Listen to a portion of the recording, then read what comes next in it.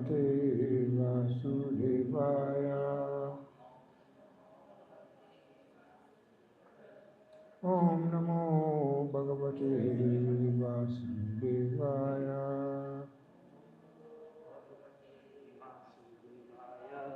Om Namo Bhagavate Vasudevaya.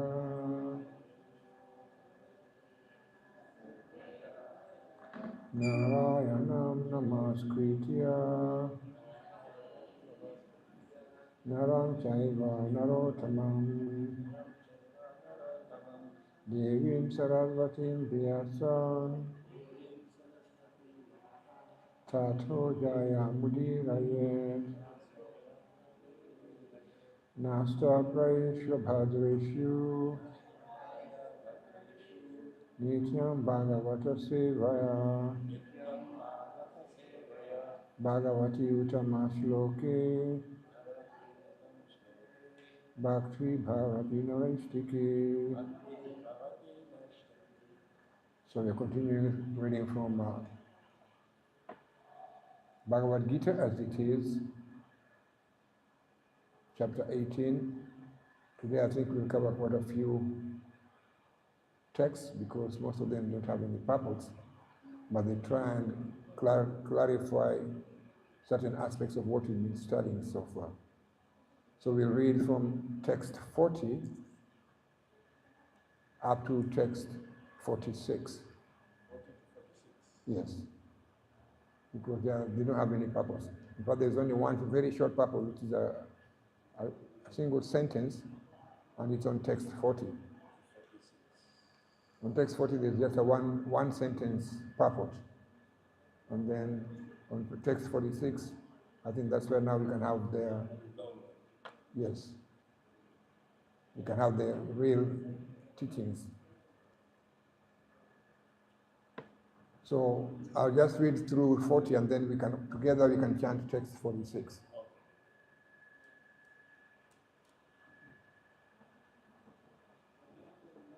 Natada Stri Pritabhyamva Divi Deve Shubha Puna Sadvam Prakriti Jair Muktam Yadevi Tribir Gunai.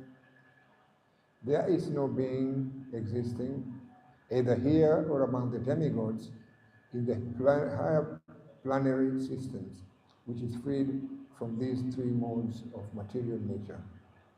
In that one sentence purport, Prabhupada says, the Lord here summarizes the total influence of the three modes of material nature all over the universe. Brahmana Kshatriya Visham Shudranam Cha Parantapa Karmani Pavibhaktani Svabha Prabhavai Gunai. Brahmanas, Kshatriyas, Vaishyas, and Shudras are distinguished by the qualities born of their own natures in accordance with the material modes or chastiser of the enemy. Samo Damastapa Shocham Kshanti Rajavamevacha Gyanam Vigyanam Astikyam Brahma Karma Svabhavayam Cha.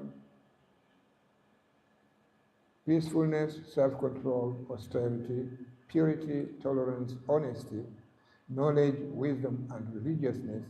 These are the natural qualities by which the Brahmanas work.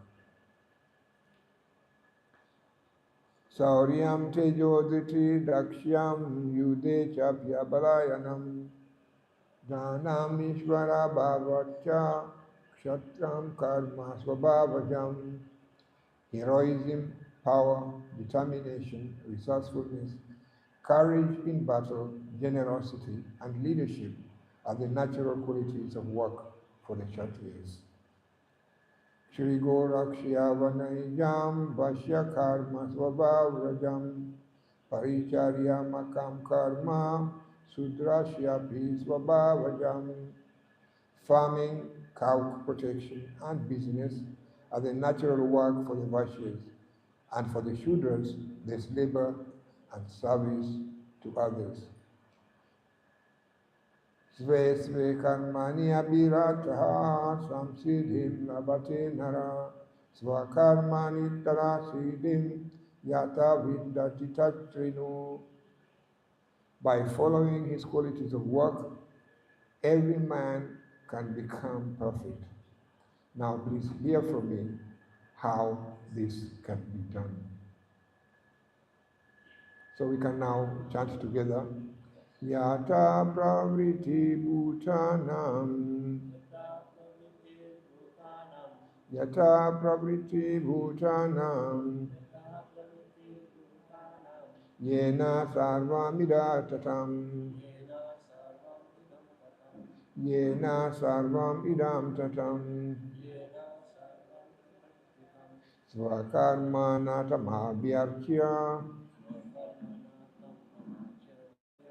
Svakarma natamabhyarchya.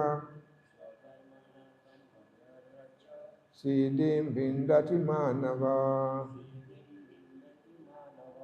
Siddhim vindati manava. Yata pravritir bhutanam. Yena sarvamidatatam. Svakarma tamabhyarchya. Siddhim vindati manava. Yata pravritir bhutanam. Yena sarvamidatatam. Svakarma tam abhyarchya. Siddhim vindati manava.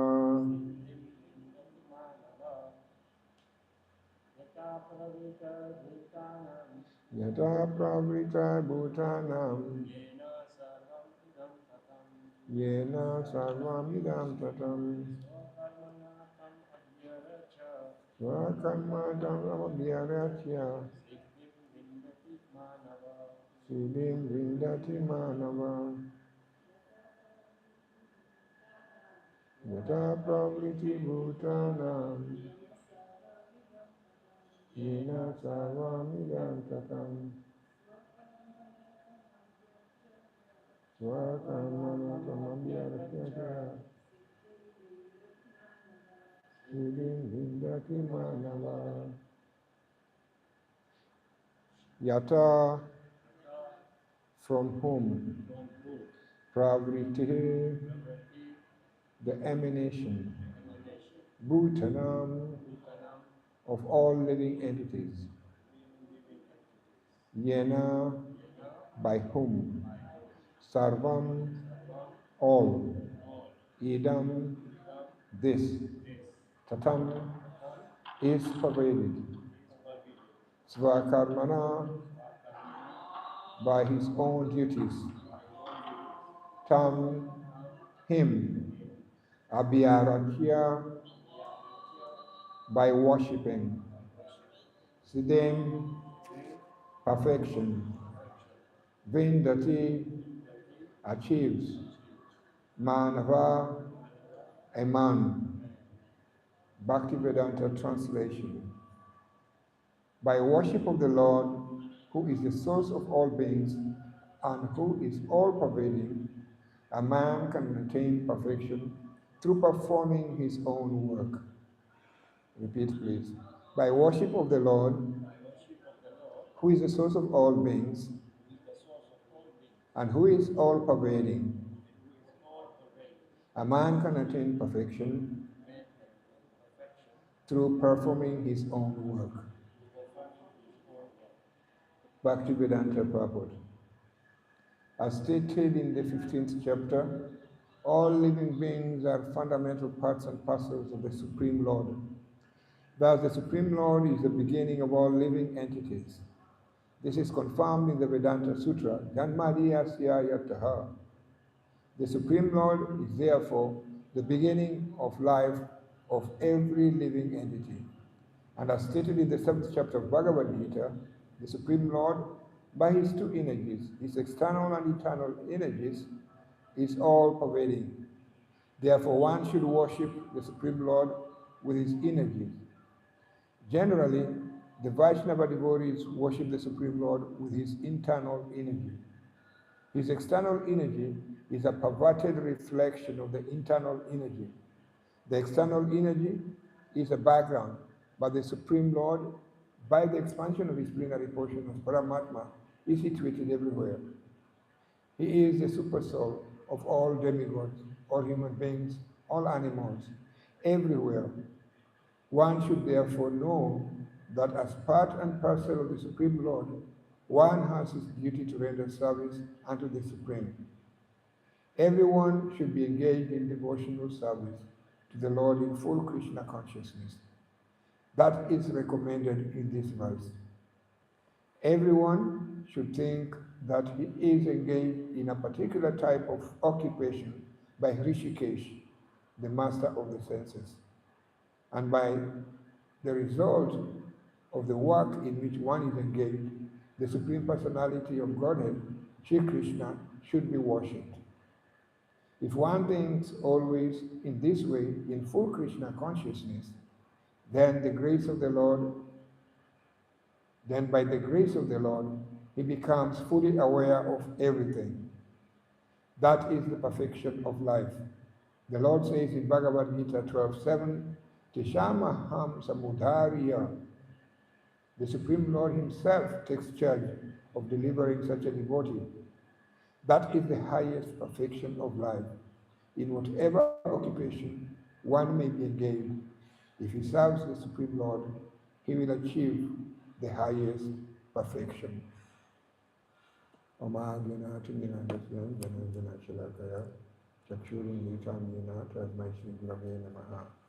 Shri Chaitanya Manobishtam Stapitam Yena Bhutale Swayam Rupa Karamayam Dadati Swapadantikam Vandeham Shri Guru Shri Tadpada Kamalam Shri Guru Vaishnavansya Shri Rupam Sagayatam Sahagana Ragunatam Tam Tajivam Sadvitam Sabaditam Parijana Saidana Krishna Chaitanya Devam Shri Radha Padam Sahagana Lalita Shri Shakantitam Shra He Krishna Karuna Sindhu Dinabandhu Jagatpate Gopisha Gopika Kanta Radha Kanta Namostite Tapta Kantani Garangi Radhe Vrindavaneshwari Vishabhanu Sute Devi Pradhamani Hari Priye Vancha Kalpaturiasya Kripa Sindhu Devacha Patitanam Pavanebhyo Vaishnavebhyo Namo Namaha Shri Krishna Chaitanya Prabhu Nityananda Shri Advaita Gadadhar Vasali Gura Bhaktavrinda Hare Krishna, Krishna Krishna, Hare Hare, Hare Rama, Rama Rama, Hare Hare.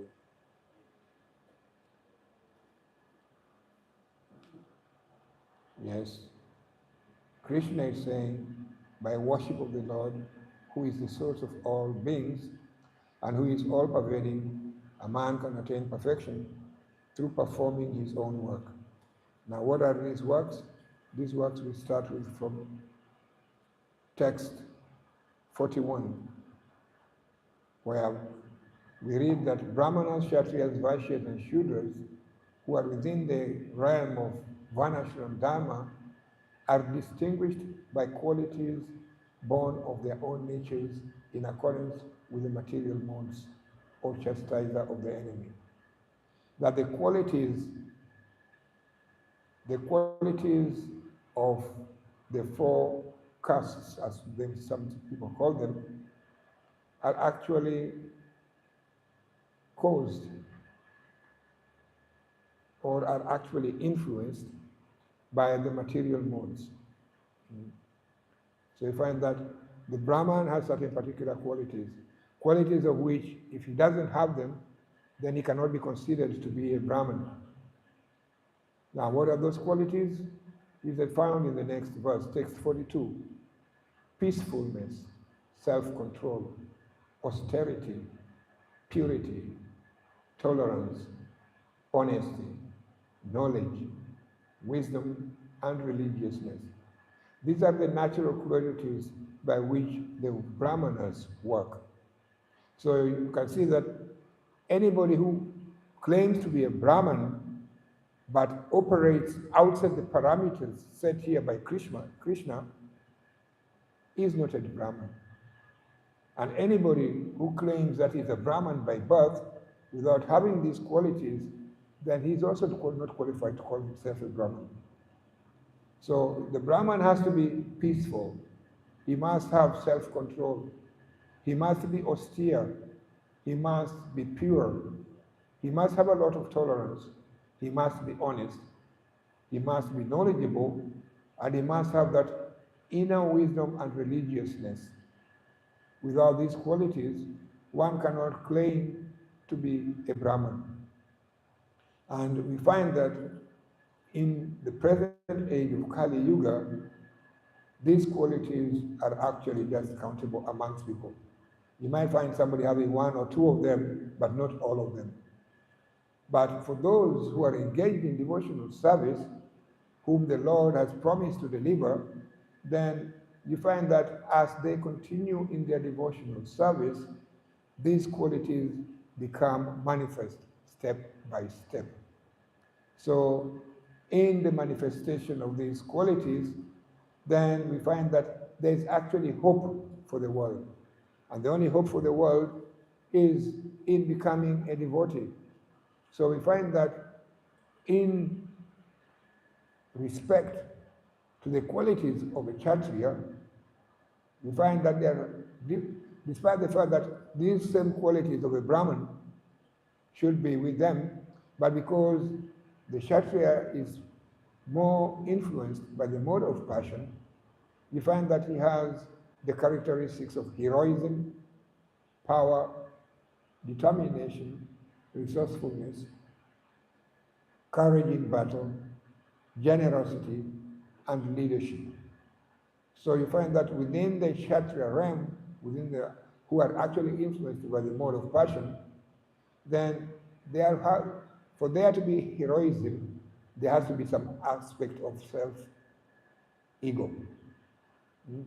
There's got to be some egocentric aspects that will be manifested. For one to have power, he must have some belief in himself. For somebody to have determination and resourcefulness, he must have those gifts naturally given to him, but at the same time, by worshiping the Lord, that he can now come to sharpen these gifts that are naturally given to the characteristic of a Kshatriya. It is not by birth, but it is by quality and action. Because a Kshatriya will act within these parameters that are given here. Heroism, power, determination, resourcefulness, courage in battle, generosity, and leadership. So we find that even if you look at the Mahabharata, we find that the Kshatriyas were so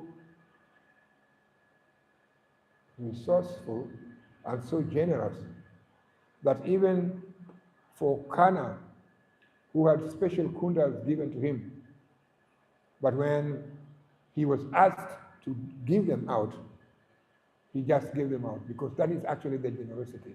He knew that he needed those kundas to help him in future, but because of the natural of their generosity, he gave it out without even thinking twice about it. Okay? So we find that their generosity is not like ours. Today, when somebody wants to be generous, he looks at how much do I have in my bank account, or how much do I have in my pocket, or how much do I have in my house. And then he looks at that and then he says, let me pick up this and give out to the Lord. There was once that he was giving a talk on these aspects of generosity, and he said that in the Satya Yuga, when it came to being generous, people would go there and take up the whole of whatever they had. When it came down to Treta Yuga, then they were withholding something. They started choosing and holding something, but they still give it to the Lord.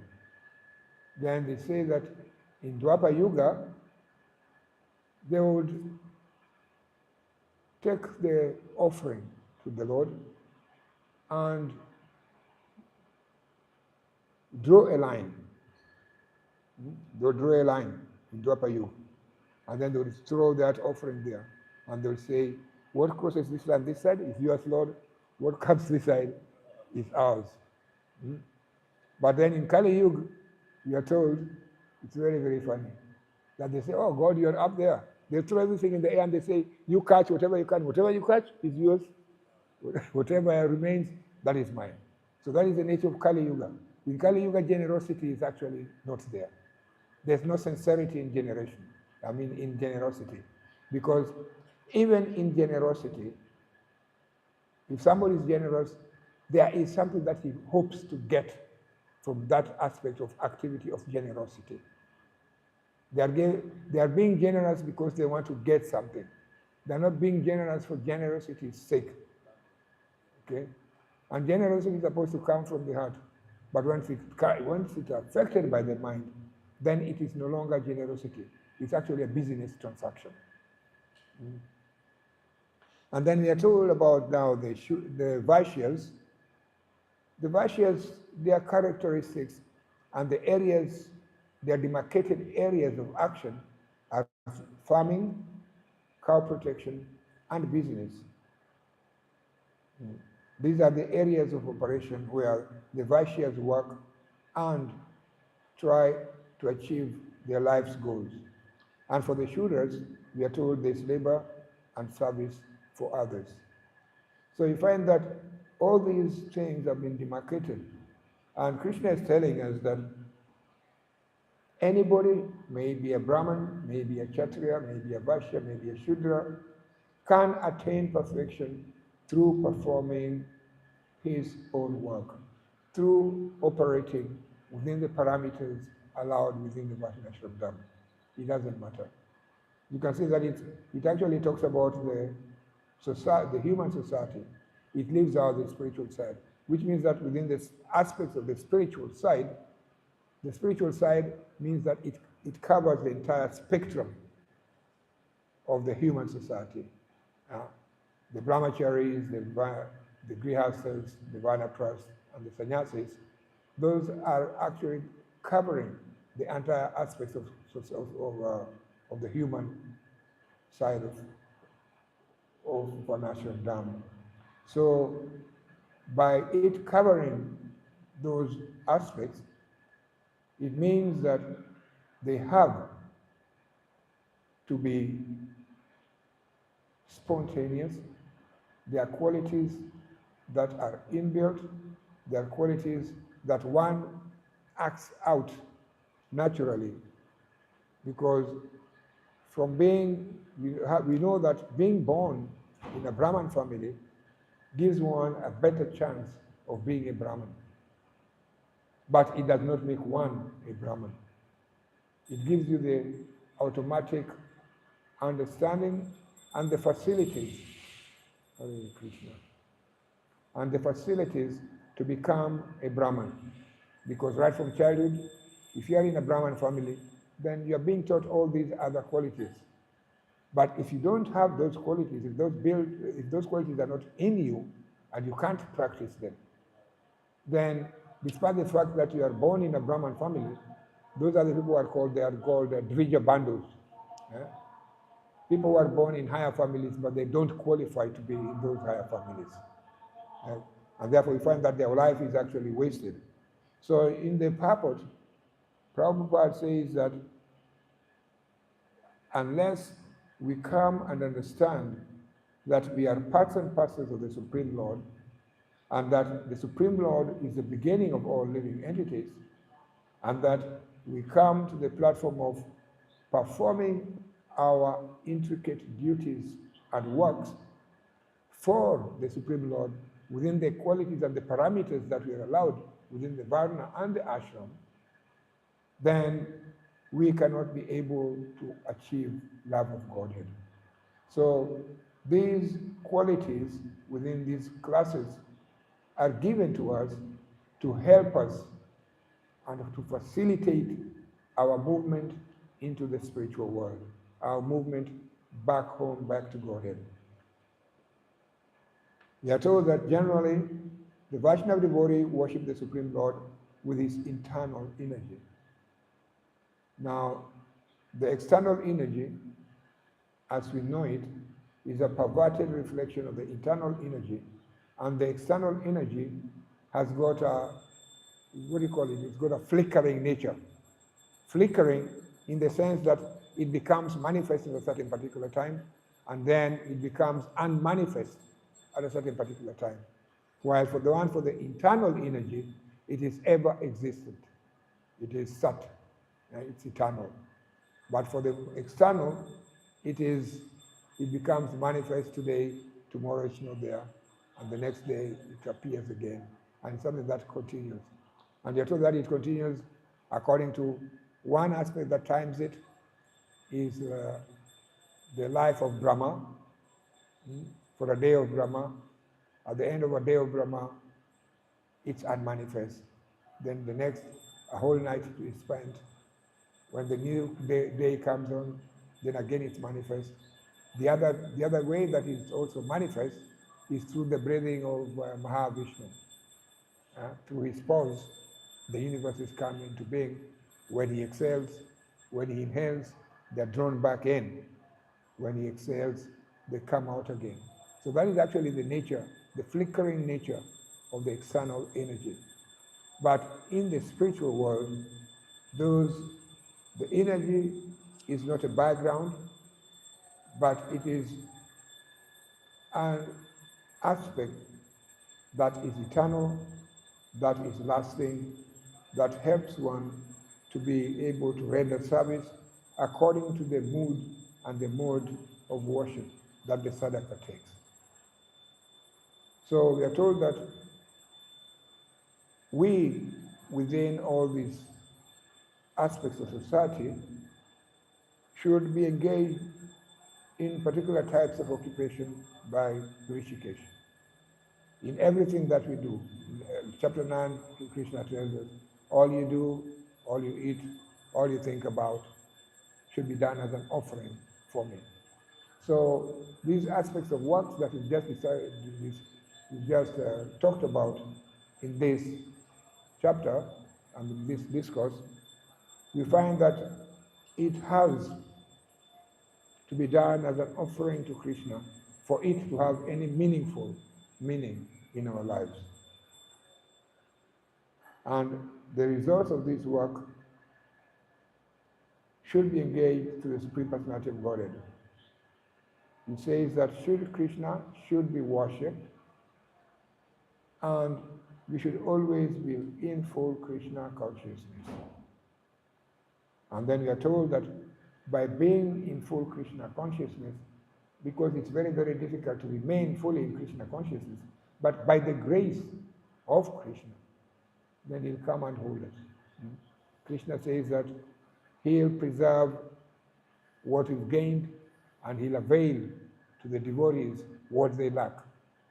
So no matter what happens in life, we have to try and endeavor to be always engaged with Krishna consciousness, somehow or other, because by that we become to the point whereby we can be able to satisfy Krishna. And how do we satisfy Krishna? Krishna has his representative. The representative is in the Guru. And by serving the Guru, then we are actually serving Krishna. In earlier aspects of Prabhupada's autobiography, there's a part where he says that when he was initiated by his Guru Maharaj, and he was instructed to go to the West and preach, he did not take that very seriously. And indeed, he was given that instruction in 1933, but he could only manage to go to the West in 1967, 34 years later. And he says that one of the things that actually moved him to go and fulfill his Guru's instruction was that he read that just as much as the soul cannot be separated from the body, similarly, a disciple cannot be separated from the instructions of his Guru. So that one there was the strong point that drove him to go and fulfill his Guru Maharaj's instruction. Similarly, By his example as the Acharya, we can see that any instructions we've had for us who are initiated, we have to try and adhere, no matter how difficult it is, no matter how tedious it is, to the instructions of our spiritual master.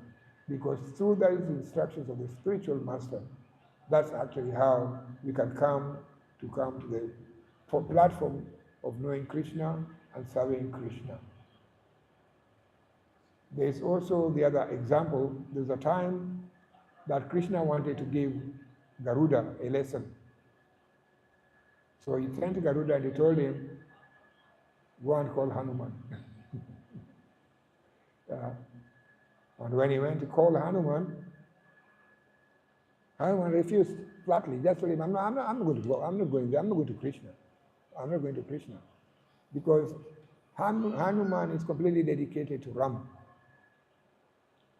So Garuda thought he had because he's been carrying Vishnu, and he's also with Krishna, he has more strength. So he thought he could take Hanuman by force to Krishna.